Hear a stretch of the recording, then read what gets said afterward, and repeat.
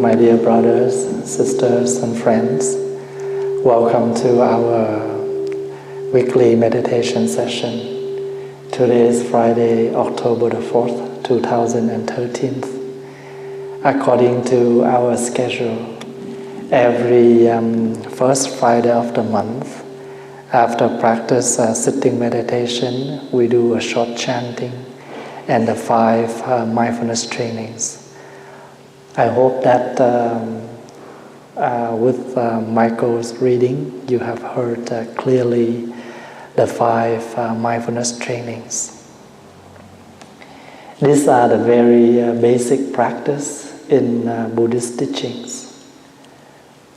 You can imagine that if each of us we're able to practice one of the 5.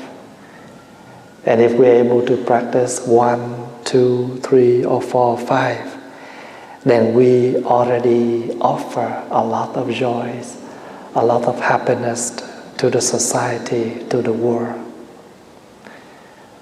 Let's say we practiced the practice of the 3rd mindfulness training. That is the sexual misconduct. A lot of family, broken families, lot of sex abuse, lot of suffering to many families and children because the parents did not learn and practice the 3rd mindfulness training. They did not keep their commitment. They did not aware to how to protect the happiness of the others. And the very truth is, if we want to protect our own happiness, we should practice and protect the others' happiness. We will not engage any relationship with those who are not our spouse and with our love and long-term commitment.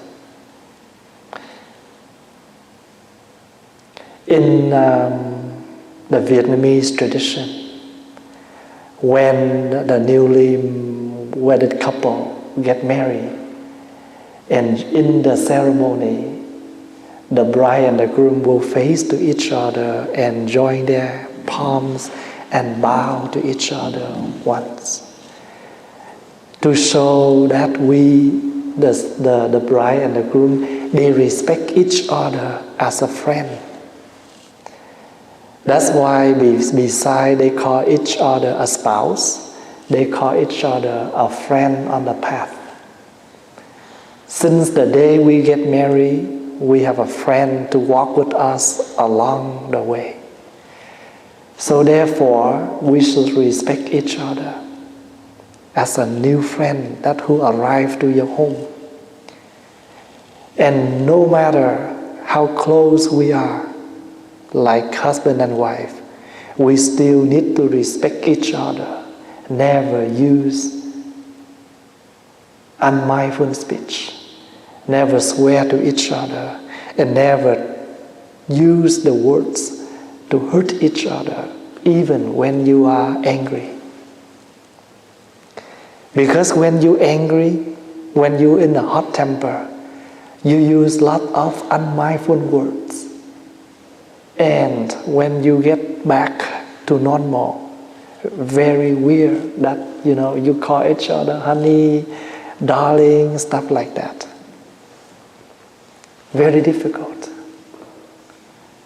So that's why even very close, like a friend, close friend, we still need to respect each other in order to keep the long relationship. When you come here on Friday, I used to talk about mindfulness.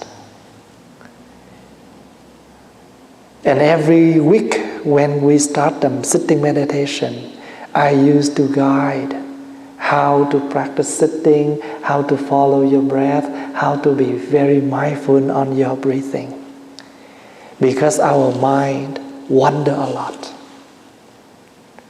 So therefore now, in order to help us to maintain mindfulness, to maintain mindfulness, we need to focus to one thing at a time. And in this sitting, we focus, we pay attention to our breathing.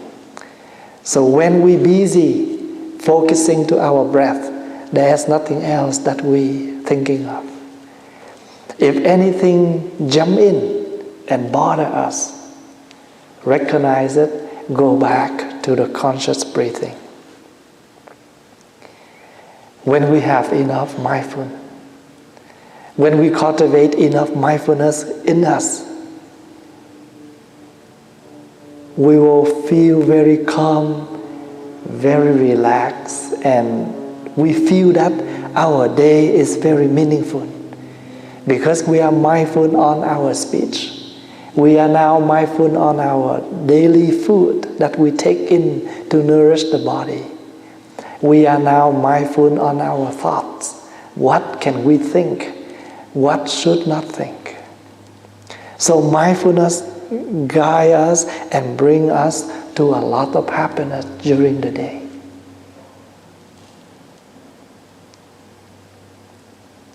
In order to help us to be mindful, the patriarchs create a lot of verses so we can learn and memorize some of them. Every time when we do something, we recite it, and that helps us to go back. That will remind us what we should do. For instance, we learn the Gatha, the words, wake up. When we wake up, when we open our eyes in the morning, and the first thing we do is recite the words. Instead of thinking, oh, what should I have for my breakfast? Instead of thinking that first, now we're thinking something before that, something more important than breakfast. Wake up this morning, I smile. Offer yourself a smile first. Why we smile? Very fortunate, I'm still alive. I have a new day to live. Therefore, I vow to walk through this day mindfully, wholeheartedly. I vow to live, I vow to use my 24 hours, brand new hours, mindfully. Wake up this morning, I smile.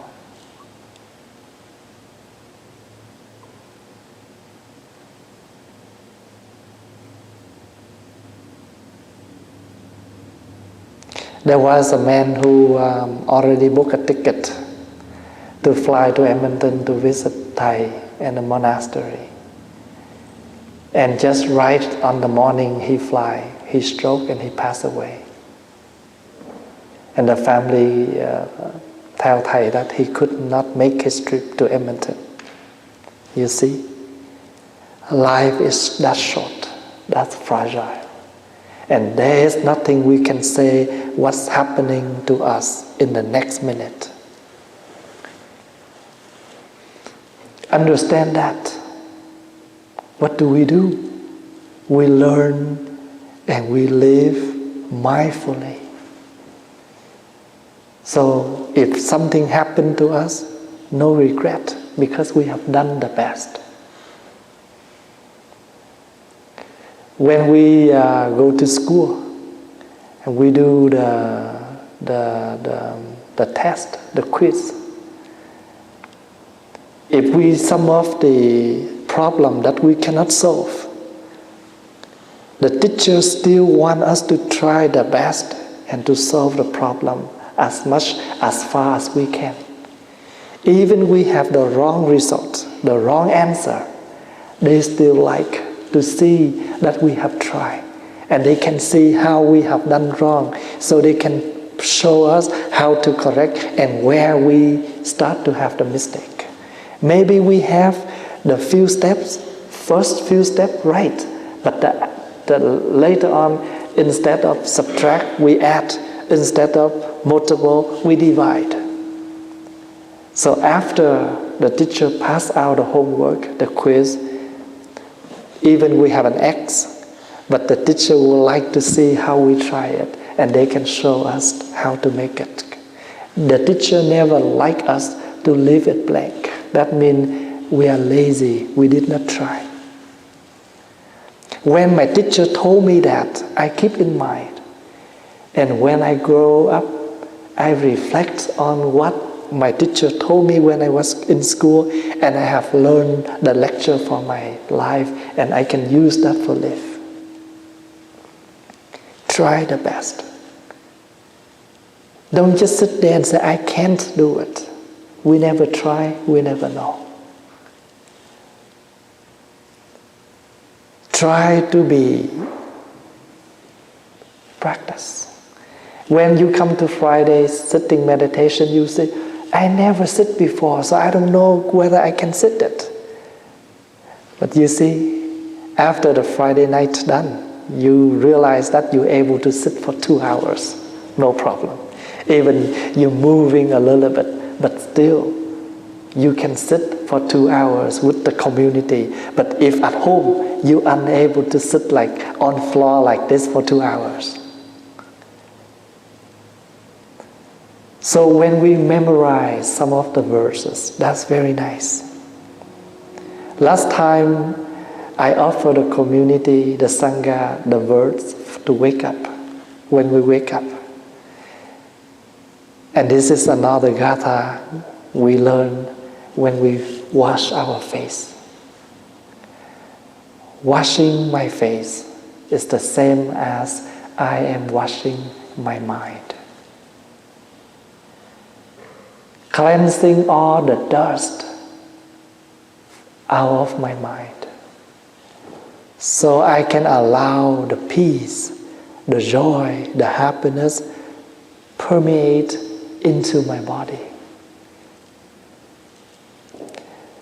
You know, the face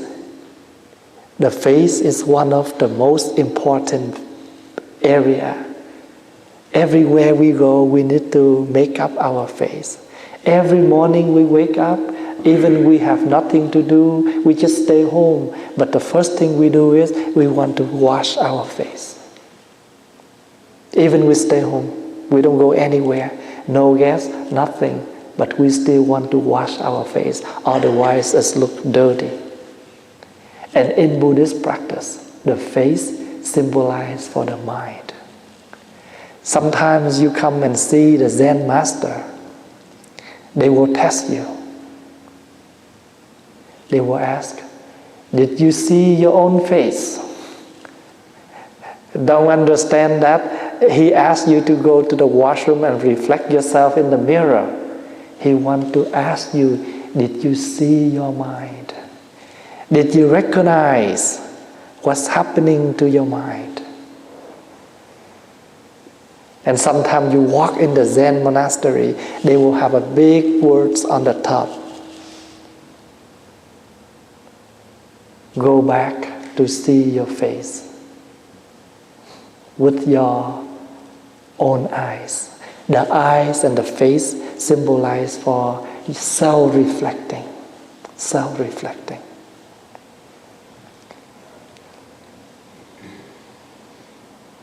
Washing the face is washing the mind.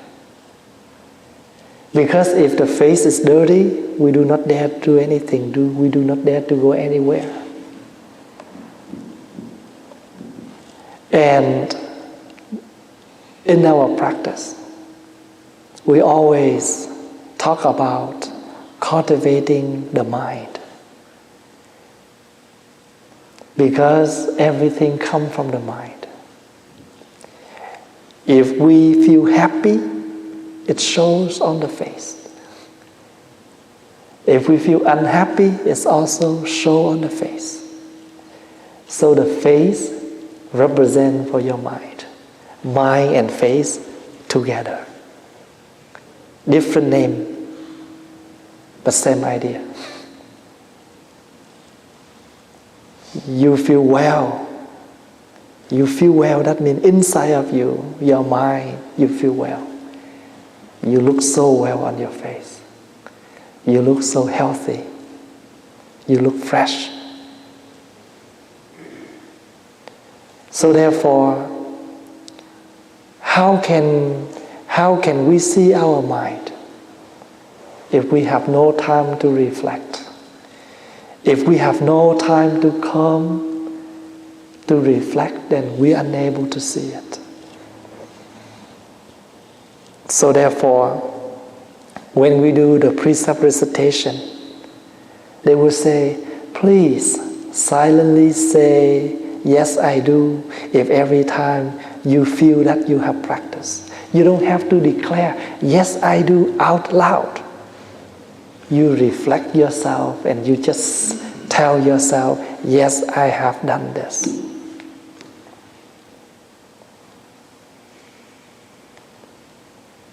There's no one, even the judge, still cannot see our own mind than us.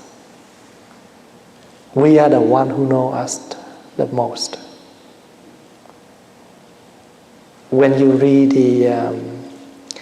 the Heart Sutra, and you will see mental formation. Because that mental formation always moving one after one. Let's say we raise the thought, I want to cook,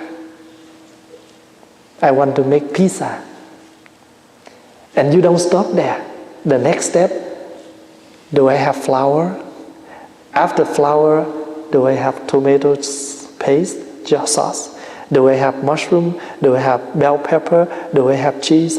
So on and so on. So one thought arises, many things come after that. So when we have greed, we understand, we know that we are having greed. So that's what we call mental formation. Any kind of thoughts, even negative or positive, arise in us, we recognize it. After you see that, you can name each of that. You're able to invite the negative thought to stay down, to go to bed, to go to sleep.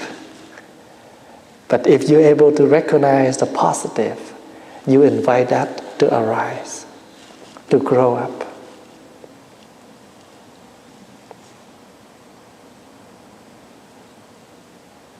Washing my face is the same as washing my mind. And I realize that I have so much dust in my mind. That's why I want to cleanse it. If we don't sit down, we never and unable to cleanse.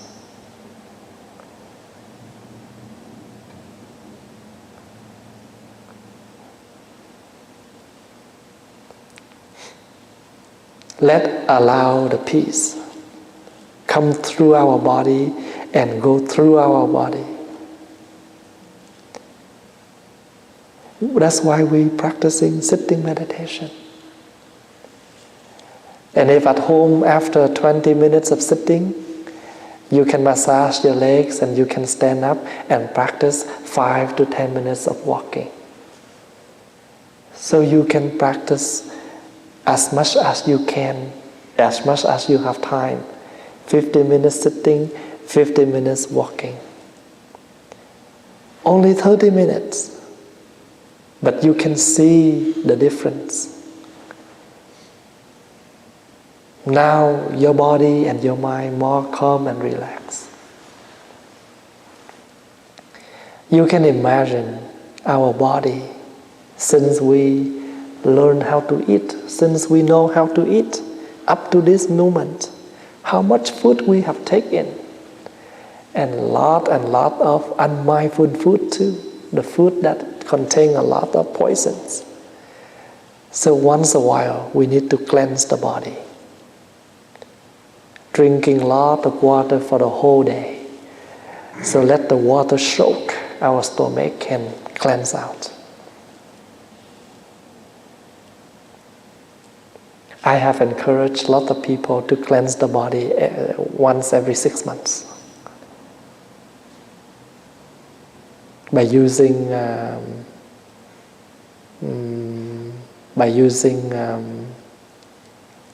olive oil with grapefruit juice and with salt to cleanse the body.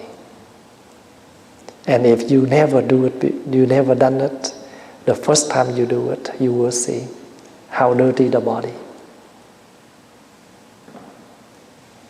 So after you cleanse the body, even one day you have no food, but you feel so light, so clean, so relaxed.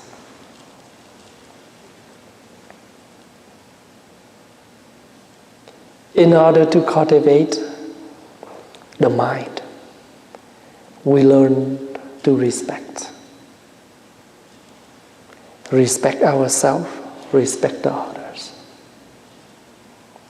So the smiling every morning is one of the ways to offer.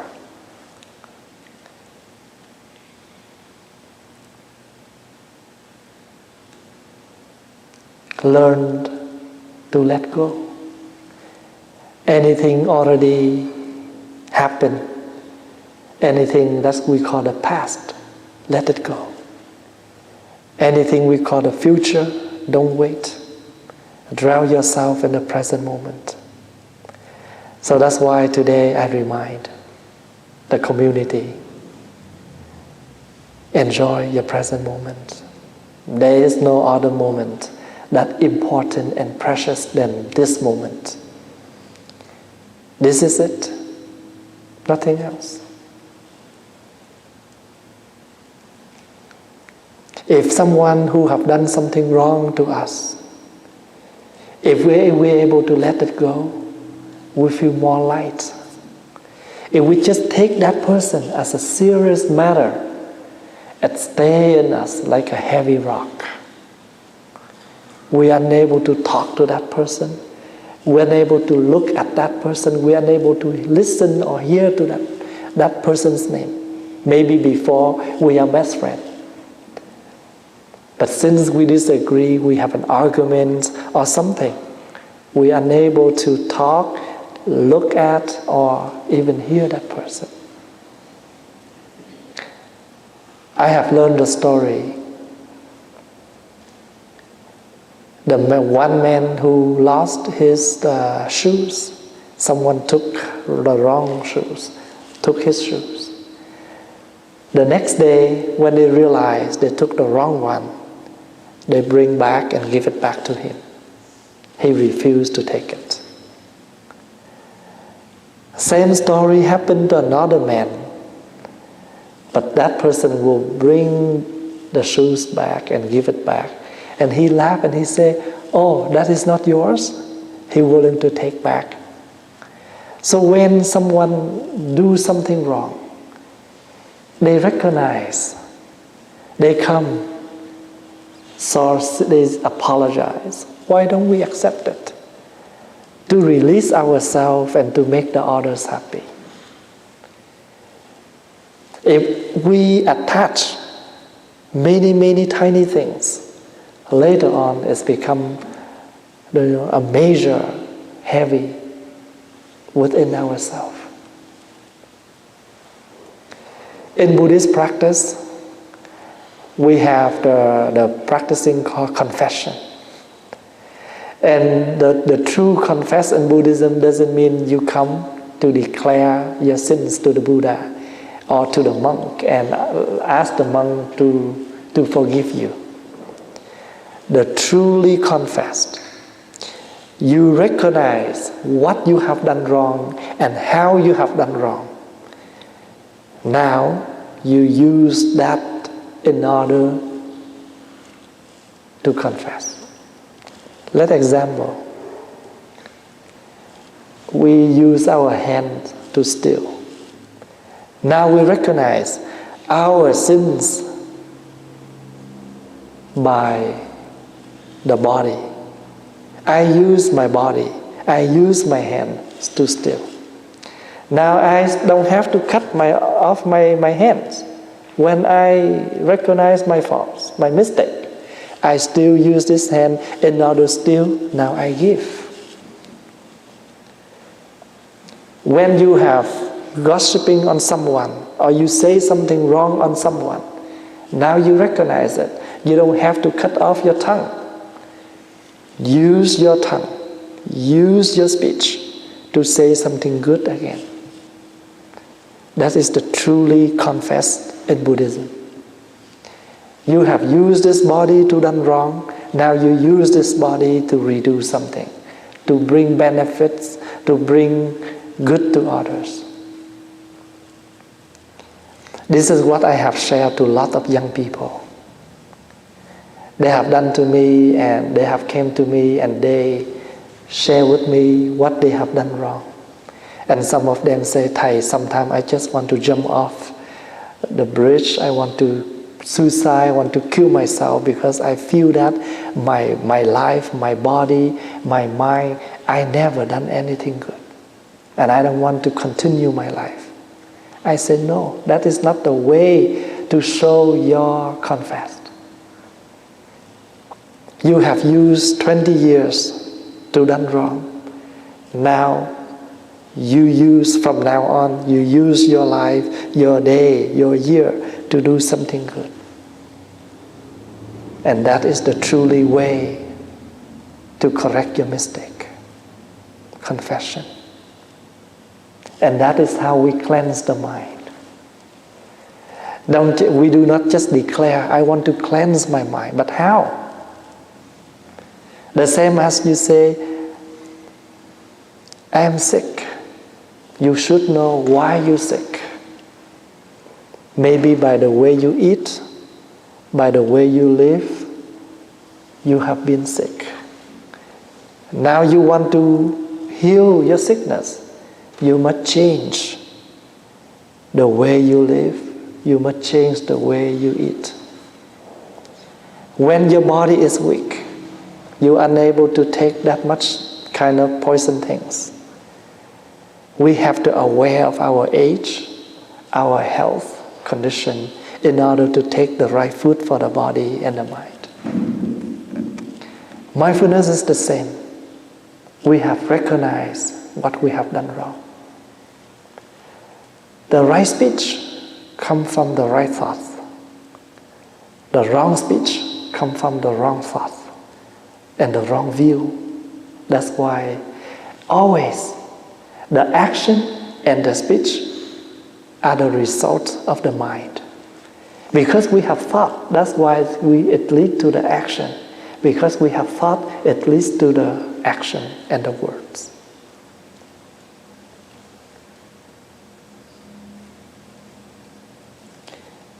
This is what you can do every day before you have meal. You can sit quietly and say, I vow not to do bad things. I vow to do good things. I vow to help all living beings. These are the three practices the Buddhist followers always say it before they have meal. This is the Bodhisattva's mind, the mind of the great being. And the vow is just not the words, but you have to do to show your intent.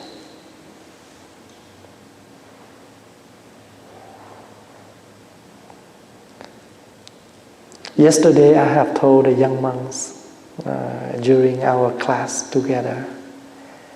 And I told them the beautiful words when you speak up.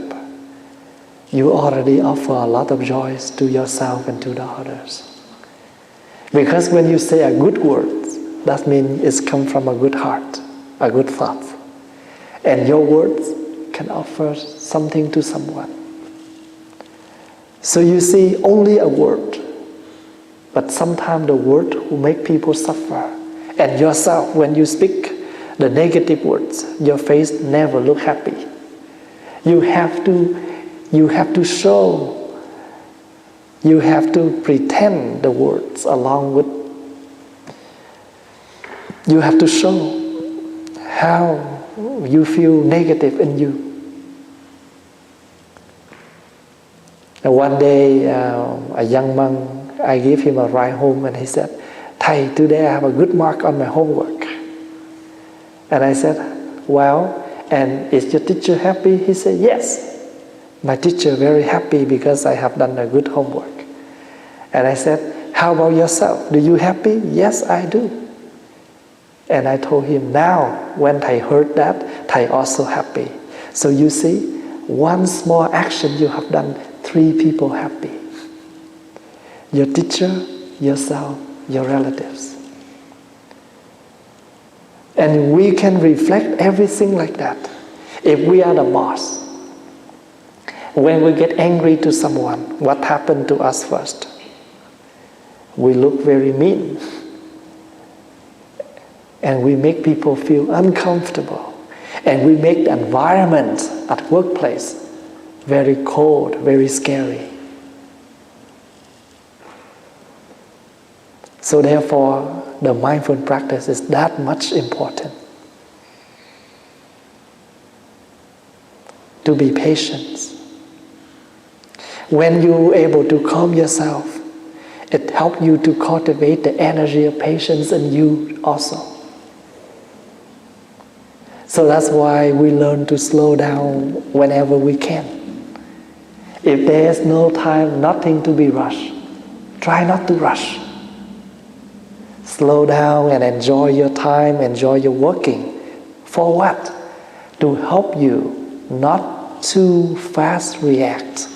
Because sometimes the fast react in our daily relationship may cause a lot of problems. Patience in Buddhism means you're able to accept. You accept all situations.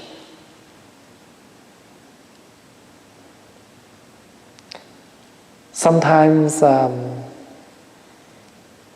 I can see that we have nothing to be rushed, but we still rush because rushing becomes our habit.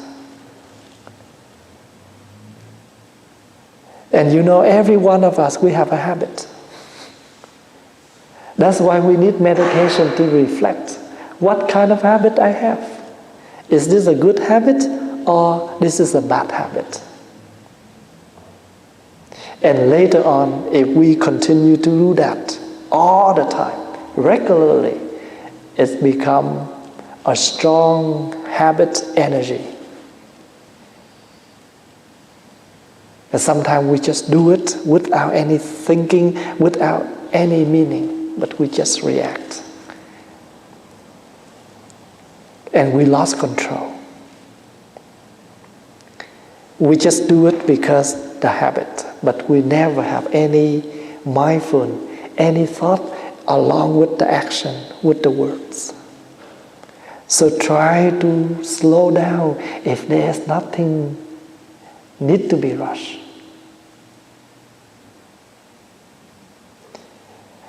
Sometimes young monks walk upstairs and invite Thầy to go downstairs for lunch or for dinner. And I walk slowly down, but they run. Sometimes I invite them to walk back and go slowly down with me. Sometimes they heard the bell ring and they run to open the door. I said, go down again and let's learn how to walk back. I know because they're young, they have energy. They're not like us anymore. And I know when I'm young, I'm still like that. I always, to show the energy of the young person. But when we get older, we learn, we slow down a little bit. Sometimes I have a chance to listen back to some of my Dharma talk like 15 years ago. And I just laugh by myself because at that time I talk so fast. But now I walk more, when I talk, it's more slow. And when I was young, a lot of things I share based on what I learned, but not based on what I practice. Because I learned something, I just say it, and very exciting when I say something. Because I have learned that from the senior monks, and I think, that's the best. To show my knowledge, to show my learning. But now, most of the things I share with you according to what I have practiced.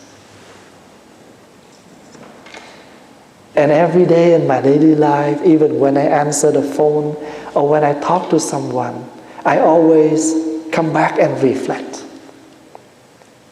the whole conversation in order to see where is my mistake. Sometimes by accident, I may say something. People may not pay attention, but I feel uncomfortable with the way I talk.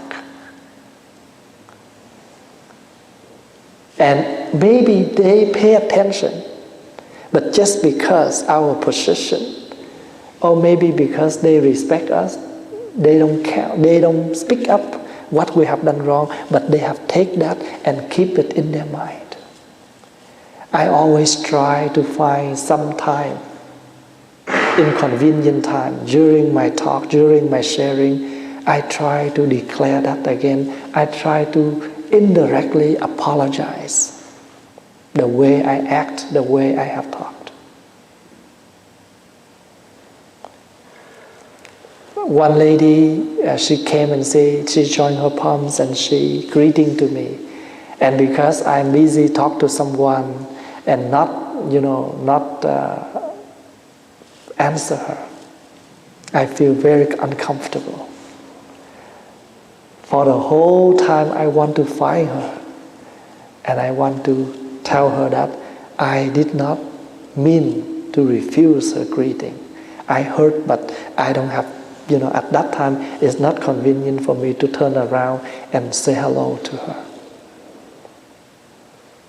And after I have done that to her, I feel so light because I have done, I have released something in me. Sometimes you go to the grocery and you try to line up and pay. You see someone walk closer. You try to walk faster so you can be ahead of that person. Have we ever reflect on that? And sometimes I'm like that. And I just stand there and I say, we still have a lot of things to practice. There's nothing wrong, but we can see how we react all the time. We always want to protect us. We always want to protect ourselves, what we call the self. We never want to be loose. Standing before one person or standing after one person is not a big deal. But we still want to be ahead of one person.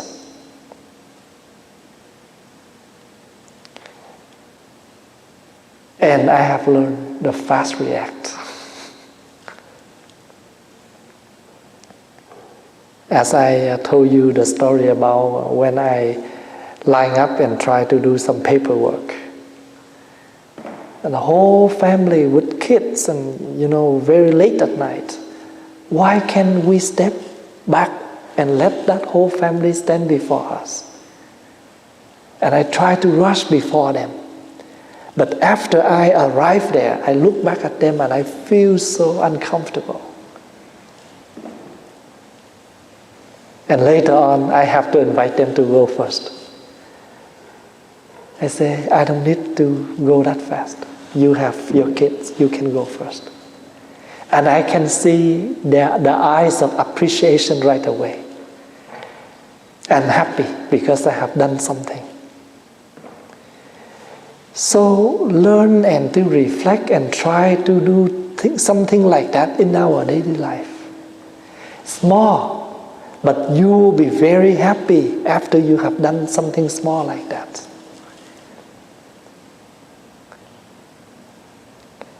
Sometimes we have joined a meal and there was a very tasty and good dish, but I know that a lot of people want it, but very small, not enough.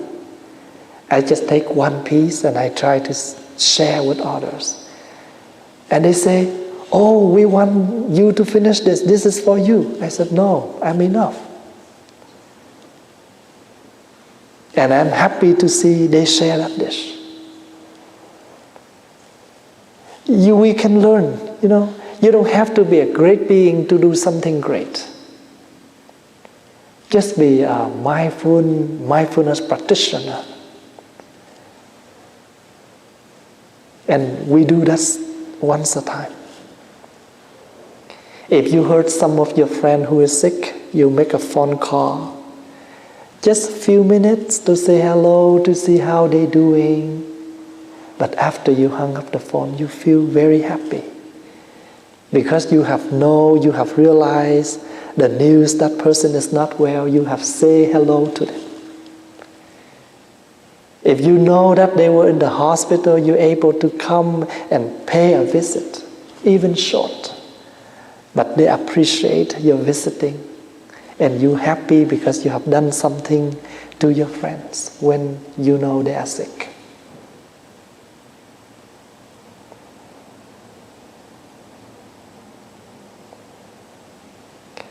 And to me, the practice is right there. The practice can be done anywhere. When we pick up a broken glass, we just throw in the garbage, and that's it. But after you realize, if we don't grab that carefully, we may someone will cut their fingers if they dump this bag of garbage. We go back, pick it out, try to find some newspaper, grab them and throw them in, or we put in the recycle bin. Small, but you're very happy because you have done something and you're sure no one will cut their finger. So, what is called how to do good things? Right there. You go back home, you help your wife to set up table for dinner, or you help her to clean the table, washing the dishes. You can see you offer the joys already. So do you remember the refugee chant we just read? I vow to relieve suffering to one person in the afternoon. I vow to offer joy to one person in the morning. And you already show your compassionate, your loving kindness. Make one person happy in the morning. Make one person relieve the suffer in the afternoon. You have a full day of happiness. So today I would like to share with the Sangha what is called cleansing your mind. We want a clean face. We want a fresh face. Then that means we want to practice the clean mind. To cleanse your mind, those are the steps we can do. The right confess, the humble, the respect, the patience, do good. We can say, I don't have money to give. You don't have to give money if you don't have. give your smile, give your work, donate your volunteer. Lot of work that you can do, lot of charity that you can offer. And I always do that. When I realize some lady downstairs, they are working so hard in the kitchen, they don't have enough people to help, I always go down and help them. I never say, oh, I am the abbot, I don't have to washing the dishes, I don't have to dump garbage. No, I never think that. I'm happy to dump the garbage. I'm happy to help the ladies to wash the dishes. Because I feel they old. They can stay home and enjoy. Why they come here and offer their work? And we're younger than them. Why can't we come down and help them? I always think that. Sometimes we don't have enough volunteer in the kitchen, and I always do that in the kitchen. Your position is only to work, not to sit. Let's say you say, I am the boss. That means you have to work more than the worker. I am the abbot. Yeah, that's right. You have to do more work than your friends and your monastics. If you know your position, you have to work right on your position. I am the husband. Yes, you have to do your job. Share things with your wife. And what is that called? Mindful living. Cleansing your mind. Try to bring a lot of positives into your mind. And you look fresh, you look happy, and every step you make, every word you say, every act you do, bring a lot of joy and a lot of happiness to others. May the Buddha bless us all with peace and joy. And please do something. Learn to do something. So we feel that we have a meaningful day. Have a good weekend. Next week, we invite you to practice sitting meditation and deep relaxation. Please enjoy your breathing along with the 3 sounds of the bell.